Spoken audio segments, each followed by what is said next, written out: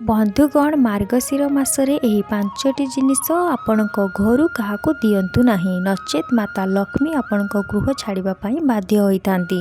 से सबु कौन कौन जानिबा पूर्वरु आपणक पाखरे मोर छटिया अनुरोध, जदि चैनल रे नुआ अछंती तेबे सब्सक्राइब निश्चित करंतु। देरी न करी चलंतु भिडियोटी को स्टार्ट करिबा।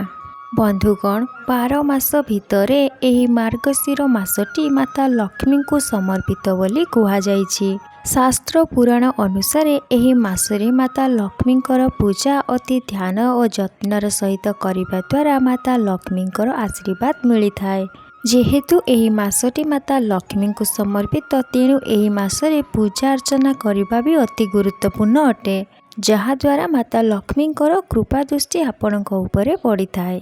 एही मार्गशीर मासटी माता लक्ष्मींकर आगमनर मास बोली आमे कहि थाउ। एपरि आमे समस्ते जानिछु, मार्गशीर मासरे प्रत्येक गुरुवार रे माता लक्ष्मींकर पूजा अर्चना करा जाय थाए, जहाकु माणबसा पूजा कुहा जाय थाए। एही माणबसा पूजा रे अनेक विधि विधान रही थाए, से सब विषय रे तो समस्ते जानिथिबे, किंतु एही मासरे केतोटी जिनिस रहिछि जहाकु घरु देबा द्वारा माता लक्ष्मी घरु छाड़ी चली जाय थांती। तेणु एही मासरे माता लक्ष्मींकर भक्तिर सहित पूजा अर्चना करबा जेतिकी जरूरी, एही नीति नियम जानिबा भी निहाती आवश्यक। एमिति केतोटी जिनिस रहिछि जहा माता लक्ष्मींकर अति प्रिय बा माता लक्ष्मींकर स्वरूप रूपे भी माना जाय थाए। बे आज आमे जानिबा एमिति केउ 5टी जिनिस रहिछि जहाकु प्रत्येक गुरुवार कोन एही मार्गशीर मासरे काहाकु देबा उचित नुह। यदि आपण सतरे भगवान को विश्वास करूथांती, जदि आपण सतरे माता लक्ष्मी को विश्वास करूथांती, तेबे एही नीति नियम को अनुसरण करंतु, देखिबे आपणकर भाग्य किपरि बदली जाउछि। बंधुगण प्रथमे आसुछि लुण। हाँ दर्शक बंधु, मार्गशीर मासरे लुण जदि आपण काहाकु देउछंती, तेबे आपणक घर लक्ष्मी छाड़ी जाय थांती बोली कुहा जाय। सेहीपरि द्वितीय रे आसुछि दही।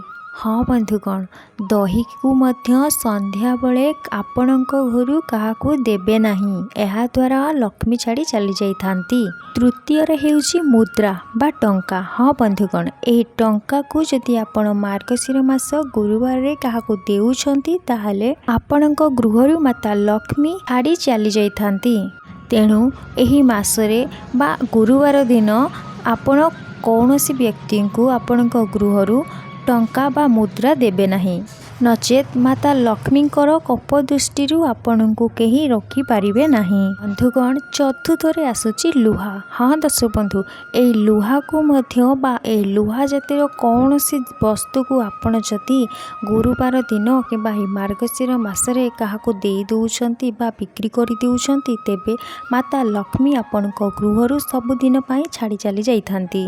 तेणु भूल रे भी लुहा को एही मासरे काहाकु देबे नहीं, नचेत आपणक परिवार रे अनेक समस्या सहित आर्थिक समस्या मध्य देखा देई पारे। एहाको पालन कले आपणकर मंगल हेबा सहित आपणक परिवार मध्य मंगल होइथाए। बंधुगण पंचम जिनिसटी हेउछि तुलसी गछ। हाँ बंधुगण, एही तुलसी गछ बा तुलसी चारा को आपण जदि एही मासरे काहाकु देउछंती, तेबे आपणक गृहरु माता लक्ष्मी छाड़ी जाई थांती बोली कुहा जाय। तुलसी बुहा को छोट गछ भावी काहाकु दियंतु नाही एही मासरे, कारण माता लक्ष्मी को वृंदावती माँ को स्वरूप रूपे माना जाई थाए। तेणु आपण जदि एही तुलसी गछ को एही मासरे काहाकु देउ देउछंती, तेबे माता लक्ष्मी आपणक गृहरु सबुदिन पई छाड़ी चली जाई थांती। तेणु आपण मानक मोर अनुरोध, एही सबु नियम को पालन करंतु, आउ एही 5टी जिनिस को मने रखी एही मासरे काहाकु दियंतु नाही। एहाकु पालन करिबा द्वारा आपणकर सर्वापेक्षा मंगल होइथाए। आशा करूछि आजिर भिडियो आपण मानक निश्चय भल लागिथिबो। यदि भल लागिछि तेबे लाइक, कमेंट, शेयर, सब्सक्राइब निश्चित करिबे। जय जगन्नाथ।